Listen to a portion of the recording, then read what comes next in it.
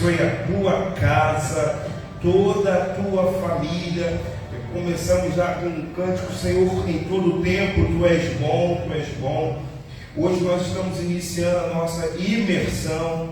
Hoje eu sei que está sendo um dia corrido para alguns irmãos, por ser quinta-feira, já estamos aí, alguns irmãos fizeram uma cirurgia hoje na boca, não podem estar presentes, mas eu tenho certeza que Deus não perdeu o controle de nada e que tudo coopera para o bem daqueles que amam a Deus, né?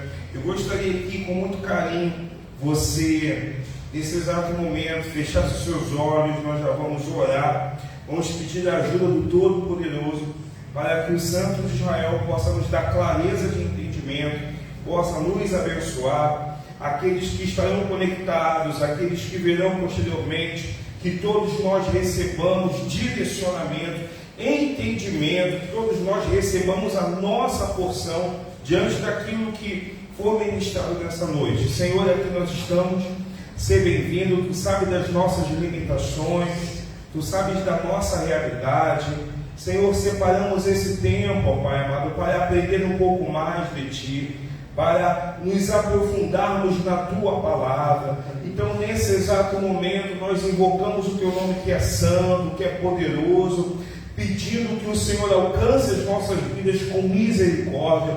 Por intermédio da Tua misericórdia, o Senhor toque nas nossas mentes, começa a liberar clareza de entendimento, começa a abençoar aqueles que estão por vir, aqueles que já conectaram, aqueles que verão em outro momento, que todos eles recebam o entendimento da Tua palavra, que todos eles recebam, Senhor, essa palavra que eu tenho certeza que vai nutrir, que vai fortalecer, que vai levantar a vida, a mente, casamento, relacionamentos, esperança, perspectiva de vida de muitos, Senhor.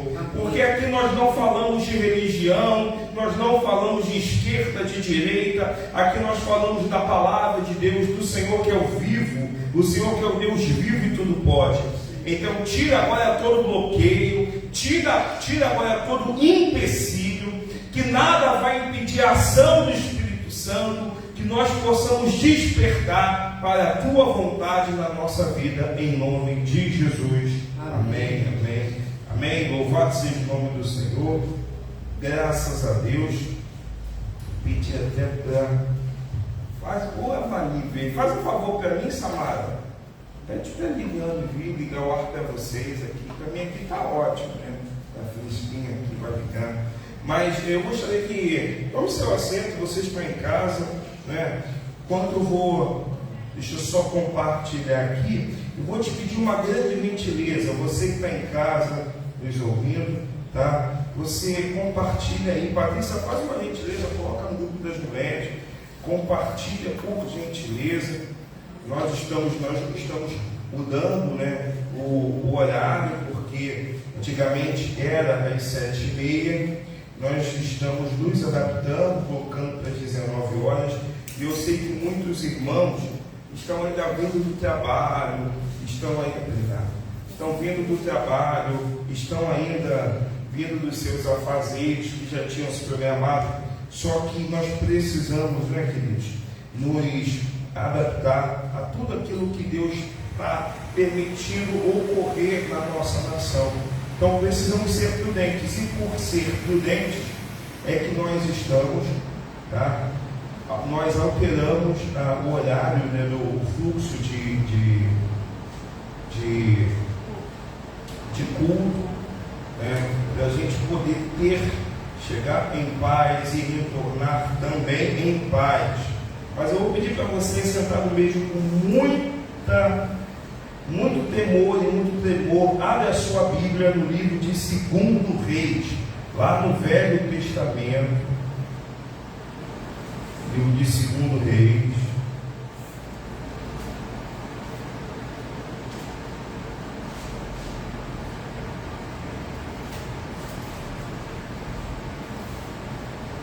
Segundo Reis.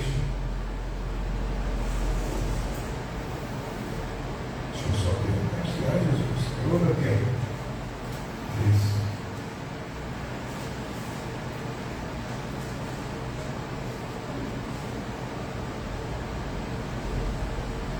Enquanto você está preparando aí, filho, eu vou só dar mais alguns avisos, né? Mais um não, tem aviso aí. Do sábado agora vai ser, as mulheres vão estar com as relações públicas, vão ter um momento de mesa de comunhão com elas, que aí eu já falei no domingo, falei na terça também. Procura a Vani ou a Gladys, se inscreva para que você possa passar esse tempo aí, né, com as mulheres, vai ser um tempo de bênção, com as relações públicas. Se você que não é relações públicas e quer participar, procura também ver se existe a possibilidade, eu creio que existe, você procura a Vani ou a Gladys. No domingo, Escola Bíblica Dominical, 16 horas, tá? 17, culto de Santa Ceia. Domingo é Santa Ceia. Você aí que está chegando agora, você já vai anotando na tábua do teu coração domingo de Santa Ceia. Todo mundo encontrou 2 Reis capítulo 4, amém? Diz assim a palavra de Deus a partir do verso 8. Peço desculpa os irmãos que eu esqueci o óculos, então é meio complicado. Certo dia, Eliseu foi a Sunem, onde uma mulher rica insistiu que ele fosse tomar uma refeição em sua casa. Depois disso, sempre que passava por ali, ele parava para uma refeição, de modo que ela disse ao marido: sei que esse homem que sempre vem aqui é um santo homem de Deus. Vamos construir lá em cima um quartinho de tijolos e colocar nele uma cama. Guarda esses utensílios em uma cama, uma mesa, uma cadeira e uma lamparina. Eu vou ler os utensílios novamente: uma cama, uma mesa, uma cadeira e uma lamparina. Para quem está aqui, vamos repetir juntos: uma cama, uma mesa, uma cadeira e uma lamparina. Para ele, assim, sempre que nos visitar, ele poderá ocupá-lo. Senhor, foi a tua palavra que foi lida, dá direcionamento, fortalece e abençoa, revela-nos em nome de Jesus. Amém. Querido, essa é uma passagem muito emblemática, no Velho Testamento, da Bíblia como um todo. Tanto que, quando eu estava estudando, estava preparando o estudo de hoje, eu estava conversando com Deus, eu estava conversando depois com a pastora, eu falei: essa passagem é riquíssima, é uma passagem riquíssima, é uma passagem que aponta muito forte para a ceia do Senhor. Então nós vamos dividir essa passagem, nós começaremos hoje e finalizaremos ela no domingo, no culto de Santa Ceia. Se eu pudesse dar um tema, pegar essa passagem, dar um tema, eu ia dar um tema. E o tema dessa passagem seria cama, mesa, cadeira e lamparina ou candeeiro, dependendo da sua versão. Aí você vai falar assim: poxa, mas o que tem a ver a cama, a mesa, a cadeira e o candeeiro ou a lamparina? São utensílios normais. Eu acho que na casa de todo mundo tem uma cama. Amém ou não amém? Tem, né, querido? Uns são menores, outros maiores. Uns são de luxo, outros são mais simples, mas tem uma cama. E eu acredito que na casa de todo mundo deve ter uma mesa. Por exemplo, Josival, aquela mesa bonita lá na sua casa, é só a mesa que tem? É só a mesa? Tem nada que acompanha a mesa? O que acompanha a mesa? Isso, né, Vani? É cadeira. E aí você vai ver que são utensílios tradicionais de dentro de casa, mas, biblicamente falando, aponta para algo extraordinário. Mas eu não posso entrar ainda nesses utensílios sem passar para vocês aquilo que Deus tem reservado. Nós precisamos entender a história para que possamos aplicar no âmbito espiritual a cama, a mesa, a cadeira e a lamparina, ou candeeiro. E Eliseu foi o sucessor de Elias. Elias foi um profeta extraordinário, tanto que a Bíblia vai dizer que as duas testemunhas, está lá no livro de Apocalipse, aí já entra escatologia, terão poderes semelhantes aos que tiveram Elias e Moisés. Então eu estou falando de dois homens que foram ícones, né? Marcaram as suas gerações e ainda marcam nos dias de hoje e nos dias que virão também, biblicamente falando. Só que depois veio Eliseu, e Eliseu ele foi um jovem profeta, diferente de Elias. Ele foi o pupilo de Elias, porém ele fez coisas maiores que Elias, naturalmente falando. Porque quando você olha que quando Elias subiu, antes de Elias subir, Elias olhou para Eliseu e falou assim: pede o que tu queres. E Eliseu falou: quero porção dobrada. Porção dobrada, tudo aquilo que você tem eu quero em dobro. Está todo mundo comigo? Amém, queridos? Eu quero em dobro. Então eu entendo que o que Eliseu recebeu foi muito forte. Eliseu recebeu uma porção dobrada sobre a vida dele. E logo em seguida você vai ver o episódio com Aú, que ele foi caçoar da careca dele. Depois você foi ver vários outros episódios. E um dos episódios é esse, de Eliseu com a sunamita. Só que todas as vezes que por onde um profeta passava na época, ele era reconhecido: lá vai um homem de Deus, lá vai uma mulher de Deus. Vamos trazer isso para o dia de hoje. Eu estou falando de homens e mulheres de Deus. A palavra do Senhor vai dizer que nós somos a nação eleita, o povo adquirido, a nação santa. Então, como o véu se rasgou, nós temos livre acesso a Deus. Então, o que quando, por onde nós passamos, o que vai na cabeça das pessoas? Lá vai mais um, ou lá vai um homem de Deus, lá vai uma mulher de Deus. Mas você pode pensar: poxa, as pessoas, como é que elas vão saber se eu sou crente ou não? Você não precisa, nós não precisamos andar com uma plaquinha dizendo eu sou crente. A palavra diz que pelos frutos nós seremos conhecidos. Então as pessoas precisam ver, através das nossas atitudes, através da nossa vestimenta, através das palavras que saem da nossa boca, aquilo que nós carregamos. E isso era visto através de Eliseu, e mesmo o Espírito só pairando. Por onde Eliseu passava, ele era conhecido. E a Bíblia fala que aqui uma mulher que era casada, muito bem casada, ela viu e notou.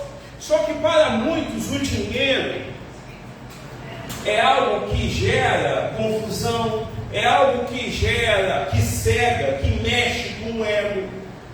Essa mulher era uma mulher de posses, era uma mulher que tinha uma certa condição financeira, e por ela ter essa certa condição financeira, lhe permitia adquirir, fazer coisas que outros não poderiam, dentre elas, abençoar, sem querer nada em troca. E aí, Eliseu estava passando, ela lutava, e ela falou para o marido: poxa, nós temos um espaço aqui, a nossa casa é grande, está perto de muro, vamos construir um quarto para ele. E talvez você já saiba da história. Ela construiu o quarto, e com o passar do tempo,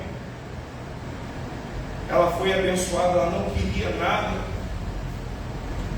e ela abençoou, e ela foi abençoada por Eliseu. Aí você fala: sim, pastor, aí eu entendi, mas como é que o senhor me garante que ela tinha dinheiro, que ela tinha posses, que ela era uma mulher rica? Porque, querido, além de não era qualquer um que tinha condições de realizar a obra, Eliseu, ele quis ser grato pelo aquilo que recebeu. Então Eliseu perguntou: o que eu posso fazer para te ajudar? Ela disse, Eliseu até falou: não, se você quiser eu posso falar com o prefeito, com o governador, com quem está gerenciando a cidade e tal. Porque o profeta, ele sempre teve peso por onde passava. O profeta sempre foi muito respeitado. Eu não estou falando profeta por ser Eliseu, os profetas. Tanto que os reis da época, eles temiam quando os profetas iam até os reis. Na época, os reis tinham medo quando o profeta chegava para lhe entregar um recado. Tamanha era a credibilidade do profeta para com a sociedade. A sociedade respeitava. Hoje, pessoas estão banalizando. Qualquer um fala alguma coisa, e recebi a palavra do profeta, e desceu, e isso, aquilo é muito perigoso, porque a obra não é minha, a obra não é sua, a obra é de Deus. Então nós temos que tomar muito cuidado, porque às vezes acabamos matando vidas, às vezes acabamos dando destino a algo que não era para ser, porque estamos nos colocando numa posição que não estamos habilitados ainda. Mas Eliseu estava habilitado. E quando Eliseu ofereceu, aquela mulher disse: não, eu não preciso de nada, eu estou bem, tudo aquilo que eu quero, eu tenho, não preciso de ajuda nem dos meus familiares. Então isso nota-se que ela tinha posses. Está todo mundo aí, amém? Entenderam, querido? Amém. Só que, independente do status social dela, ela tinha posses, mas ela ainda não tinha um sonho a ser realizado. Às vezes nós achamos que o dinheiro compra tudo, mas não compra, querido. Tem certas alegrias, tem certas realizações que só Deus. Então nós precisamos entender que a questão não é ter o dinheiro, a questão é ser abençoado por Deus e Deus te instruir naquilo que, como você vai utilizar o dinheiro que você tem. E essa mulher tinha tudo, aspas, não lhe faltava alguma coisa. Porque Eliseu ficou: deixa eu te abençoar de algum jeito, de alguma forma. Mas aquela mulher falou assim: não, eu tenho tudo, não precisa não. E aí Geazi ainda falou: não, Eliseu, ela não tem um filho. Então Eliseu olhou para ela e falou: olha, ano que vem você vai estar aqui, vai estar grávida, você vai ter um filho. E ela ainda falou assim: olha, não fale algo que não pode ser realizado. Quando essa mulher, a sunamita, fala dessa forma, ela está declarando que esse era o sonho de consumo dela. Sabe? Qual é o sonho de consumo, Dani? Manel, Vani, qual é o sonho de consumo de vocês? Qual é o sonho de consumo? Todos nós temos um sonho. E às vezes nós achamos que não vai ser realizado. Por quê? Ou porque não temos dinheiro, ou não é nem a questão do dinheiro, é porque nós temos saúde para poder realizar aquele sonho. Mas nessa palavra eu aprendo o seguinte: que não é questão de ter dinheiro, não é questão de ter saúde, é a questão da ação do Espírito Santo. Se Ele quiser que o nosso sonho seja realizado, o sonho vai vir e Ele vai nos dar condições para usufruir do sonho que Ele colocou na nossa mão. E isso aconteceu com essa mulher. Aí a criança nasceu, a criança cresceu. A Bíblia não fala a idade, mas pelo fato dela já estar no campo, trabalhando como pai e como servo, já não era mais um bebê, já era um adolescente. Só que aí veio sobre ele uma dor muito forte na sua cabeça e ele veio a falecer. Pastor, isso tudo eu já sei. Amém? Mas eu preciso que você lembre, para que você possa entender sobre a cama, sobre a mesa, sobre a cadeira, sobre a lamparina. Quando morreu, e aí eu entendo que ela era uma mulher de fé. Fala do seu irmão aí, ó. Fala do seu irmão, tenha certeza, essa mulher tinha muita fé. Aí você vai perguntar assim: poxa, como ela tinha muita fé? Eu estou falando do filho. O sonho dela era ter um filho, ela teve um filho. Só que o filho foi crescendo e acabou vindo a falecer. Ninguém está preparado para a perda. Ninguém. E quando vem a perda, junto com a perda vem o quê? A pessoa fica desestabilizada. Essa semana nós perdemos, não a igreja, a família, meu familiar, parente próximo veio a falecer, o tio do André, ele veio a óbito, e vem aquele sentimento de dor,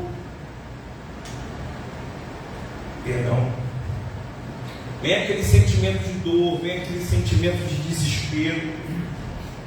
Quando você chega em casa e olha, várias coisas passam na sua cabeça, aquela pessoa já não está mais ali, ninguém está preparado para a perda. A perda vem, além de desestabilizar, dependendo da pessoa, ela entra num desânimo. E dependendo ainda da estrutura psicológica da pessoa, a pessoa entra numa caverna e fica ali. Não sei se vocês conhecem alguém assim, ou já conheceram, já passaram por isso. Só que aqui eu vejo que essa mulher perdeu o filho, mas ela demonstra que ela tinha uma fé extraordinária. O que é fé? Fé é o firme fundamento das coisas que não se vê, mas se espera. Só que a fé não é só isso, nós já falamos de uma inversão.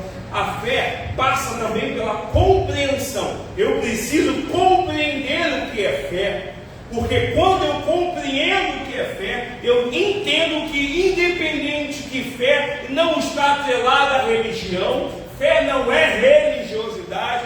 Eu entendo que a fé não está atrelada a cargo eclesiástico. Eu entendo que mesmo na nossa pequenez, na nossa simplicidade, nós podemos fazer uso da nossa fé e tomar posicionamentos de Deus para glorificar o nome dele. A fé passa pela compreensão, e aquela mulher tinha fé, porque ela compreendeu algo fantástico. Porque quando o filho morreu, ela não se desesperou, ela se entristeceu, ela pegou a criança e colocou aonde? Alguém sabe onde ela colocou a criança? Na cama do profeta. Por que ela não levou a criança para o seu próprio quarto? Não, mas ela não tinha quarto, com certeza tinha. Estou falando de uma mulher que tinha posse. Estou falando de uma mulher que teve um filho, sabe, Dani? Quando você estava gerando a Samara, você montou o quartinho da Samara, você ficou imaginando que idealizando a Samara, né? Você ficou idealizando o crescimento da Samara, né, Valinha? Você preparou ali para James, para o Michael, o berço, a caminha, o sofazinho, né? Como Sabrina está fazendo, botando o negócio até fazendo vários desenhos. Você preparou aquele ambiente, né, Manel? Para os filhos. É a criação, você não, Manel, você está ajudando, não, é mais a mulher que faz esse negócio, né? Prepara, cuida desses detalhes. Então, o marido participa da despagada, então tá, sacou, vai, sim, vai, ou então para montar as coisas, né? Então o que acontece? Simplesmente aquela criança tinha o quarto dela. Mas se a criança morreu, por que a mãe não colocou a criança no quarto dela? Vou mais. Se a criança morreu, por que a mãe não contou para o marido que o filho morreu? Nós precisamos entender que nada na nossa vida acontece ocasionalmente. Seja para o bem ou seja para o mal, tudo ocorre com a vontade permissiva do Todo-Poderoso. Deus não perdeu o controle de nada, de nada. E se está acontecendo algo, Ele quer que nós aprendamos com aquela situação, algo Ele quer nos mostrar com aquela situação, algo Ele quer que nós possamos desenvolver através daquela situação. Todo mundo entendendo, amém? E o que aquela mulher desenvolveu? O isolamento, a depressão, o medo, o choro, o desespero. Ela desenvolveu a sua fé. O que nós temos desenvolvido no momento da dor, da ausência, da má notícia? Nós desenvolvemos o quê? Mais dor, mais desespero, ou é mais confiança, ou é mais esperança, ou é a perseveração? Aquela mulher, ela entendeu que o filho morreu, mas ela pediria, ela não contou para o marido, porque ela entendeu que ela precisava ir até a fonte para resolver aquela situação. Ela entendeu que a fonte estava na vida do profeta. Porque aquela mulher simplesmente, ela fala para o marido, manda arrumar a jumenta. E ela pega a jumenta, e o marido não está entendendo nada. E a criança morta está no quarto, na cama do profeta, lá em cima. Mas a mulher desceu e manda arrumar a jumenta. Arrumou a jumenta. Ela subiu na jumenta e foi até o profeta. Chegando perto do profeta, se depara com um moço. E o moço faz uma pergunta e ela responde de uma forma que hoje em dia para muitos se tornou um jargão do crentez, mas na realidade não é um jargão. A pessoa não adianta ela falar aquilo se ela não vive, ela precisa viver com fé para poder proclamar aquela frase. Quando o moço perguntou, e aí? Ela disse o quê? Vai tudo? Estava tudo bem? Não, não estava tudo bem, mas ela disse, vai tudo bem, porque duas coisas, eu tenho fé que a situação vai mudar. E Geazi, gostei de você, mas o meu papo não é contigo. Ô pastor, o senhor está sendo muito pesado. Geazi era moço do profeta. Eu vou falar para você, tem muita gente que nos acompanha, que está do nosso lado, que tem tudo para voar das mãos de Deus, mas as escolhas que fazem no seu interior só afastam do propósito. E vou repetir, tem muita gente que está do nosso lado, caminhando conosco, que tem tudo para voar, para a glorificação do Senhor voar alto, mas as suas escolhas dentro do seu coração só afastam do propósito. E mais lá na frente você vai ver que isso aconteceu na vida de Geazi. Aquela mulher, o que eu aprendo aqui? Que aquela mulher, além de simplesmente trabalhar com fé, ela não estava com seus olhos tapados.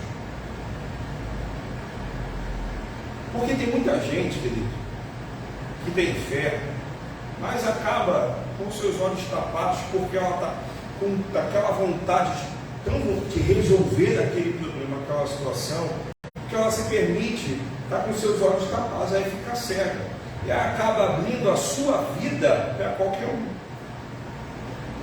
Acaba abrindo, primeira pessoa que vem na tua frente, você, está acontecendo isso e isso. Podia ser normal pelo fato, geralmente acontece, porque aquela mulher estava vivendo um luto. Mas o luto não foi maior do que a certeza que ela tinha que se ela fosse na fonte, aonde tudo começou, poderia mudar. Por isso que ela chegou e falou para Geazi, vai tudo bem, com licença, meu papo não contigo. Foi em frente. E ela chega até o profeta. E quando ela chega até o profeta, ela começa a contar o que aconteceu. E eu vou pedir para você, em nome de Jesus, como homens e mulheres de Deus, que vocês tenham clareza de entendimento para poder receber essa palavra.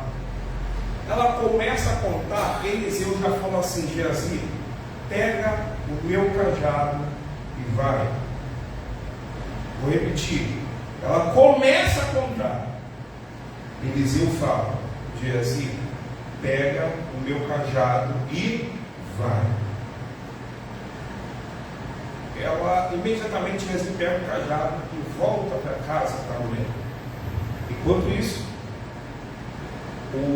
a mulher está falando com Eliseu. Eu vou resumir para os irmãos. Ela fala, Eliseu, eu não saio daqui enquanto você não for. E Eliseu vai. Só quem saiu primeiro, Eliseu ou Geazi? Geazi saiu primeiro. Então, para quem é bom de física, matemática, você vai saber que quem chegou primeiro foi Geazi. Então, Geazi chega na casa, corre no quarto. E o que ele faz? Ele pega o cajado e coloca sobre o menino, conforme Eliseu mandou. E o que aconteceu com o menino? Ele continua. Sabe, querido, às vezes eu respeito todas as doutrinas e sou contra falar mal de ministério, sou terminantemente contra falar mal de pastor, falar mal de pastora. Nós precisamos nos unir e um orar pelo outro. Até ouvi hoje, quando um pastor briga com o outro, uma igreja briga com o outro, quem ganha é o diabo. Não tem que brigar, nós temos que nos unir, todos nós fomos feitos com um propósito aqui na terra. Então, o que eu aprendo aqui? Eu aprendo que não é a água que faz milagre, mas a palavra do Senhor vai dizer que Jesus disse, se tu creres, a bênção não estava no cajado de Eliseu.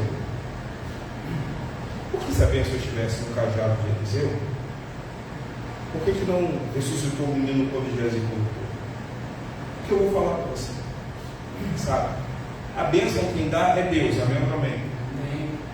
Mas somos nós que nos posicionamos para poder fazer uso da bênção.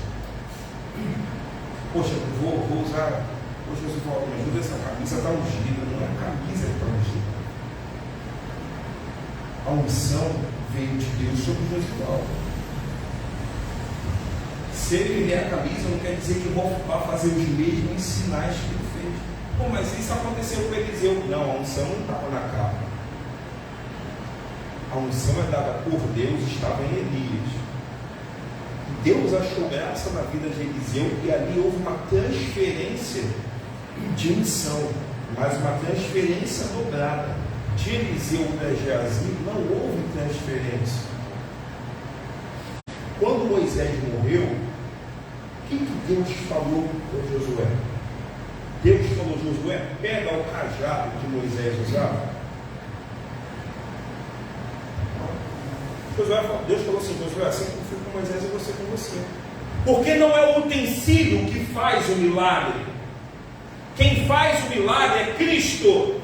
Ah, pastor, mas lá no Velho Testamento vai falar que eles fizeram uma estatueta que Deus mandou fazer, uma estatueta de cobra, a Neustã, que até deram o nome depois, para poder curar. Não foi a imagem, não foi Neustã que curou. O único que tem poder para curar, livrar, restaurar, ressuscitar é Deus. E Deus, ele usa quem quer, a hora que ele quer, da forma que ele quiser. Se ele quiser usar um cajado para curar, ele vai usar. Se ele quiser usar uma pessoa, ele vai usar. Mas a honra e a glória sempre são de Deus. Os milagres sempre vêm de Deus. E aí o que acontece? Deus viu a intenção de Eliseu em passar. Fala para Geazi: toma, cajado que eu uso, põe lá e vai. Mas a questão é que a unção não estava no cajado, a unção estava em Eliseu. Qualquer outra pessoa poderia usar o cajado de Eliseu, mas não ia fluir. Porque quando Eliseu me chega na casa, Eliseu simplesmente, ele deita sobre o corpo. E aquela criança que estava gelada começa a esquentar. Aí Eliseu levanta do corpo, ele começa a andar pelo quarto, ela vai até cá, conectado com Deus, falando com Deus. E aí ele deita de novo. Quando ele deita de novo, a criança começa a espirrar, e a criança começa a espirrar e levanta. Aí o que eu aprendo aqui? Qual é a diferença do cajado para Eliseu? O cajado não era de Eliseu? Mas qual foi a diferença? A diferença é que não era do cajado, a unção estava com Eliseu. A bênção de Elias, para Eliseu, não estava na capa, estava em Elias, que transferiu para Eliseu.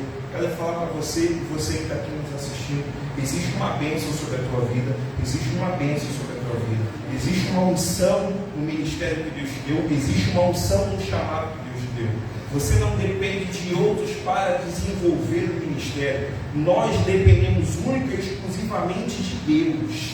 E aí, Senhor, me dá estratégia. Deus, isso, porque Ele vai te usar da forma como Ele quer usar. Só que eu vou falar para vocês: Eliseu chegou naquele ponto, Eliseu olhou, e eu creio, conjecturando, que Eliseu entendeu que não adianta. Por melhor que a pessoa seja, se ela não caminhar no mesmo propósito, na mesma visão, ela não pode carregar a mesma unção que você carrega. Sabe quando Elias foi assunto aos céus?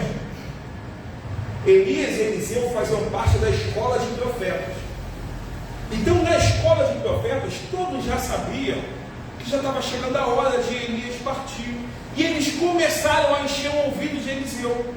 E Eliseu não se deixou levar pelo aquilo que ouvia na escola dos profetas, para poder caminhar em cima da visão de Elias. Tanto que Elias falou: Eliseu, fica aqui. Ele disse: não, eu vou com você. Nós precisamos caminhar com pessoas que têm a mesma visão. Nós precisamos sentar à mesa com pessoas que têm a mesma visão. Nós precisamos nos unir com pessoas que têm a mesma visão. Pastor, por que o senhor está falando isso? Porque reino dividido não subsiste. O que aconteceu mais na frente com Geazi? Ele deu continuidade? Por quê? Porque a visão de Eliseu era uma, a visão de Geazi era: pastor, mas era tão bonzinho, menino novo, cheio de vigor, não podia dar mais uma chance? Várias oportunidades de Geazi teve, várias. Mas é decisão de Deus, não é nossa. Então aí eu aprendo o seguinte, que isso tudo foi gerado porque Deus olhou e viu que o recipiente que tinha que dar a presença, a bênção, não era Geazi, era Eliseu. Fala para o seu irmão, por favor. Você que está em casa, fala para você mesmo. Dentro de você habita a presença. Dentro de você habita a presença. Aí você vai dizer assim: pastor, eu entendi tudo, mas o que tem a ver a cama, a mesa, a cadeira, o candeeiro? Vamos começar. Lembra do que aquela mulher fez quando montou o quarto? Ela botou o quê? Ursinho, um split de 18 milímetros para ficar geladão, botou o quê? Aquela TV cheia de canais, Netflix, HBO. O que ela botou? Quais foram os utensílios que ela botou? Por que só esses utensílios, Manel? Não tinha nem um frigobar, uma geladeira. Poxa, uma água, naquela época a garrafa era de barro, né? Água, não sei se vocês já tomaram. Poxa, é gostosa, água fresca, né? Não tinha nem um negócio. Ah, por quê? Por quê? Querido, eu vou falar para você. Por que Deus permitiu que essa história entrasse no livro mais lido do mundo? Por que Deus permitiu que esses utensílios fossem expostos nessa passagem? A cama, a mesa, a cadeira e o candeeiro. Primeiro eu quero falar sobre a cama. Qual a importância da cama? Aquela mulher, ela não botou uma cama qualquer. Por exemplo, Josivaldo, quando você foi comprar a sua cama king size lá, você pegou a qualquer ou você escolheu dentro da sua realidade minuciosamente? Anel, quando você trocou a sua cama, ó, você e minha sogra é alta, né? Compraram, vou comprar qualquer uma aí sem ver, ou você pesquisou dentro da sua realidade e você viu o melhor? Dani, amigo, você que está em casa, né? Sua cama, você escolheu, mandaram escolher, ou você trabalhou, ou ela, você tem aquela relação com ela tão boa, que você fala assim: na minha cama não. Minha cama, roupa que veio da rua não vai sentar na minha cama. Não sei se vocês têm isso, mas em casa tem. Não. Cama não é lugar para ficar fazendo, não. Cama. Sabe, quando você chega, vai trabalhar, sai de casa às 6 da manhã, você chega em casa às 8 horas da noite, passou um dia tenso no trabalho. Quando você chega em casa, qual o melhor cômodo que você acha da sua casa? Por quê? A cama é lugar de descanso. Cama é lugar de descanso. Pastor, eu entendi que a cama é lugar de descanso. Entendi que não foi que a cama não pode ser qualquer uma. Entendi que não pode sentar na cama com a roupa que veio da rua. Entendi tudo isso, pastor. E eu rasguei para vocês e quero falar para vocês. Cama é um lugar de descanso, é um lugar de repouso, é um lugar de alívio. é um lugar de tranquilidade. A cama aponta para uma palavra. Lê alguém para mim, por favor, 1 Pedro 5,7. A cama fala sobre descanso. E o descanso na cama é um local de intimidade. É qualquer um que deita na tua cama, Vanessa. Por quê? É um local de descanso e de intimidade. É qualquer um que deita na tua cama, Samara. O Beto até ciúme, né? Não pode. Por quê? A cama não é a questão do quanto custou, não é a questão da altura, do tamanho do colchão. A cama, além de descanso, é uma parte íntima tua. É uma parte muito pessoal sua. E em 1 Pedro 5,7 vai dizer o quê?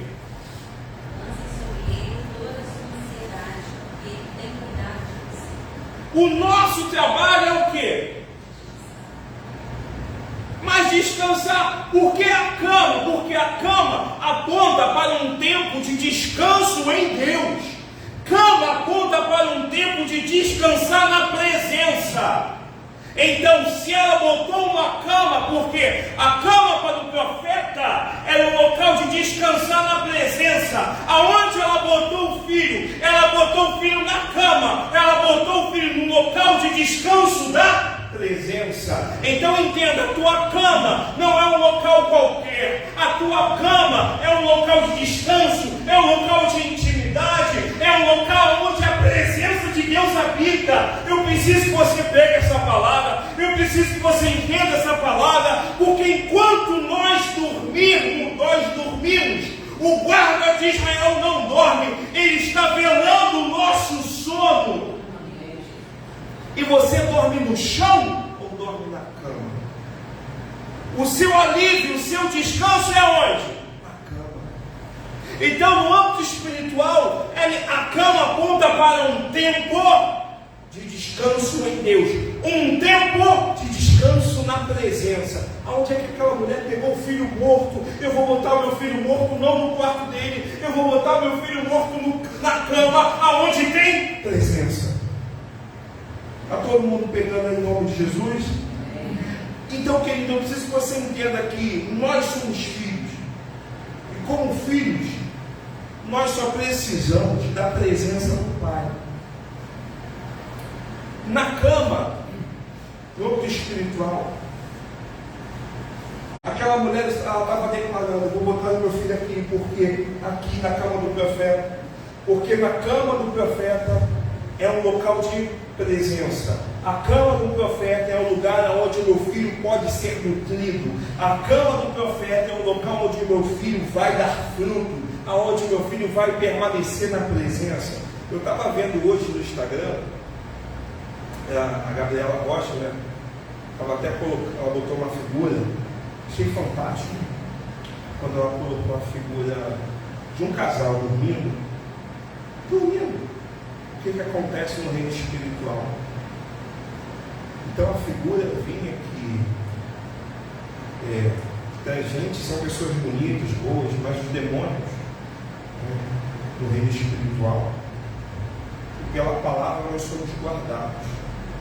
Nós temos um costume lá em casa de sempre orar: Senhor, muito obrigado pelos livramentos visíveis e invisíveis.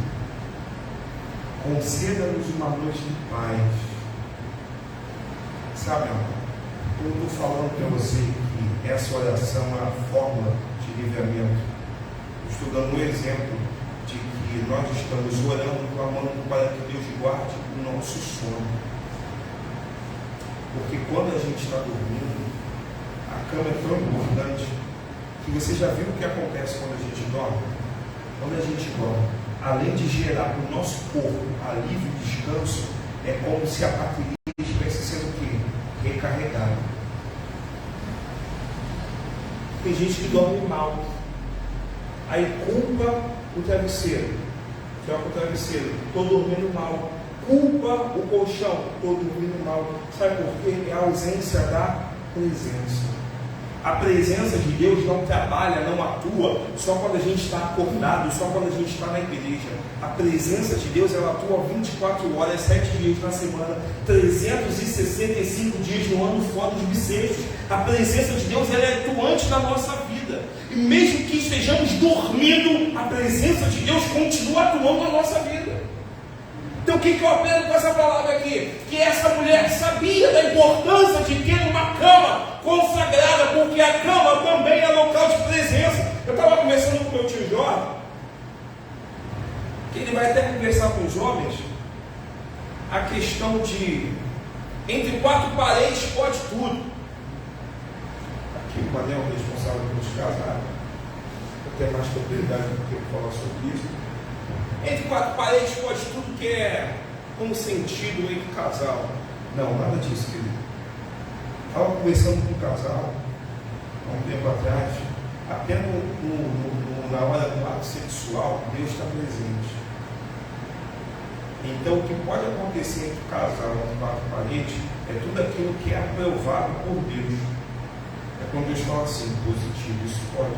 Mas aonde está? Na palavra. A gente não tem que tratar os nossos filhos, os nossos cônjuges, a nossa família, de acordo com o mundo trata. Nós temos que tratar em cima daquilo que nós cremos. Se eu creio no Deus vivo, que tem a palavra como regra de fé e prática, eu vou utilizar a palavra para poder fazer tudo na minha vida. Não é questão de, mas aí eu vou ser um crente assim. Não é questão de ser um crente assim.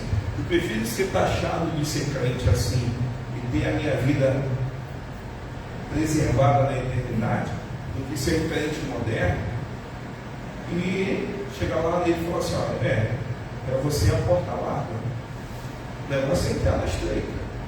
E o que vai nos fazer entrar na estreita é valorizar certos princípios. Eu vou falar para você que nós já temos dentro de casa. A tua cama é um local de presença. Um exemplo disso a gente tem o costume de fazer ligação por vídeo, né? Quando as crianças estão lá em Manel, nosso lembra? Então, às vezes a gente faz ligação por vídeo e está o Manel na cama, está o Silene na cama. Estou estudando, os dois estão estudando, cada um lendo a Bíblia na cama. Né? E vou falar para vocês, estou dando o exemplo deles que eu sei, mas se você não faz isso, costuma fazer, não usa só a sua cama para dormir. Entenda que a sua cama também é o local da presença de Deus. Então desfrute na sua cama da presença de Deus também. Ouvir um cântico, você orando, olha de joelho na sua cama. Pô, pastor, se orar deitado, eu vou embora. Calma, só começa, deixa que o Espírito Santo te ajude. Está todo mundo entendendo, amém? Só que aí eu vou falar para você, a cama também é um lugar de dar fruto, de permanecer na presença. Aí nós lemos 1 Pedro 5,7, que mostra que uma das consequências de nós sermos filhos de Deus é que nele temos lugar de descanso. Sabe o que está acontecendo hoje? Tem muita gente cansada, fatigada, tem muita gente exausta, já sai de casa, porque é muito problema dentro de casa, é problema no trabalho, é problema na vida conjugal, é problema na criação dos filhos, já acorda cheio de problema e está precisando de uma válvula de escape, está precisando de um descanso, e acha que vai encontrar esse descanso viajando, passeando. Isso tudo é paliativo. Nós precisamos de um descanso verdadeiro, aquele descanso que vem e trata tudo. Tanto que o cântico vai dizer: em teus braços, Senhor, é o meu descanso. Quando eu compreendo que eu preciso descansar no Senhor, eu entendo a palavra de 1 Pedro 5,7. Quando eu entendo o que é descansar no Senhor, eu não sou guiado por preocupação, eu não sou guiado por crítica, porque eu estou lançando sobre Ele toda a minha ansiedade. A ansiedade hoje se tornou um problema global. Jovens padecendo crise de ansiedade, está virando uma doença. E como é que nós vamos tratar isso? Senhor, tem misericórdia. Que os jovens de 8 a 80 possam aprender a lançar sobre ti toda a ansiedade. Lançar sobre ti toda a ansiedade. Toda a ansiedade. Porque uma pessoa, quando ela é muito ansiosa, ela acaba afetando dentro de casa o seu local de trabalho. Ela não consegue produzir aquilo que tem que produzir, nem na casa do Senhor. A pessoa muito ansiosa, ela se torna acelerada. Tão acelerada que ela acaba atropelando processos e ferindo corações. É muito perigoso. Então, como é que eu vou encontrar o equilíbrio disso? Aonde? Como é que eu vou encontrar? Pastor, na cama? Não, é na presença. Porque quando eu estou na presença de Deus, eu tenho descanso. Amém? Ficou claro para todo mundo? Amém? E aí? Já deu já? Então vamos terminar. Aí no domingo, nós vamos continuar falando sobre a mesa, sobre a cadeira e sobre o candeeiro ou a lamparina. Mas eu gostaria muito de orar por você hoje, porque nós precisamos desse tempo, um tempo de descanso. O corpo humano, ele tem um limite. Se nós não descansarmos em Deus, a nossa mente não vai estar preparada para receber as revelações que o Senhor quer nos dar. Se nós não descansarmos em Deus, os nossos ouvidos não estarão prontos, não estarão disponíveis para ouvir aquilo que Ele quer falar conosco. E aí, a ausência do descanso gera mal-estar, desânimo e até mesmo a vontade de sumir. A ausência de descanso. Se você conhece alguém, ou você que está online já teve essa vontade, você precisa descansar. Mas é descansar em Deus. Assim como aquela mulher descansou. Descansar em Deus não é sinônimo de ficar quieto. Descansar em Deus é sinônimo de você agir com fé. Amém? Vamos ficar de pé.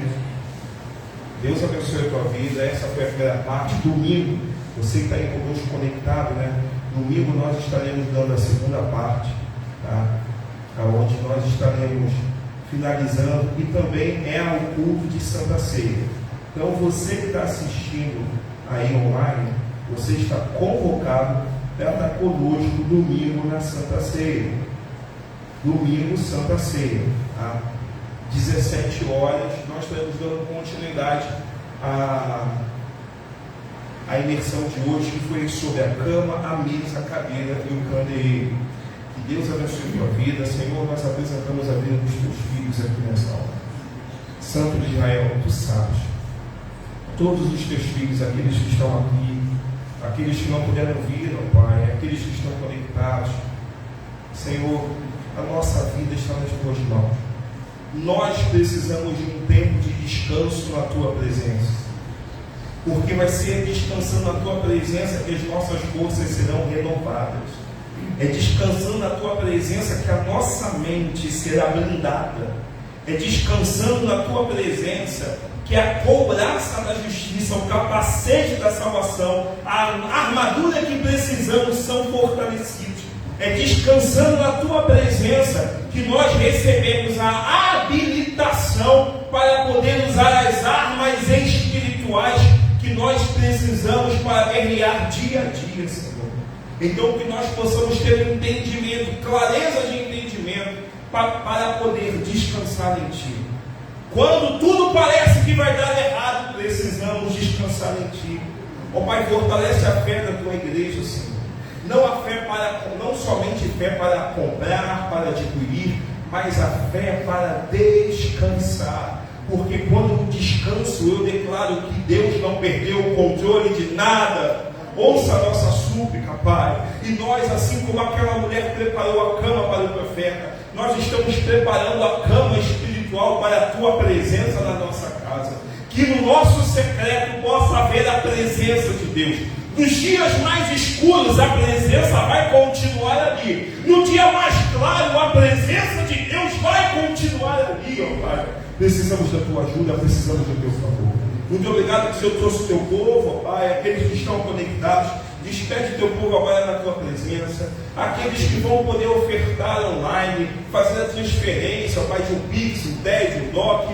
Abençoa os teus filhos, Senhor.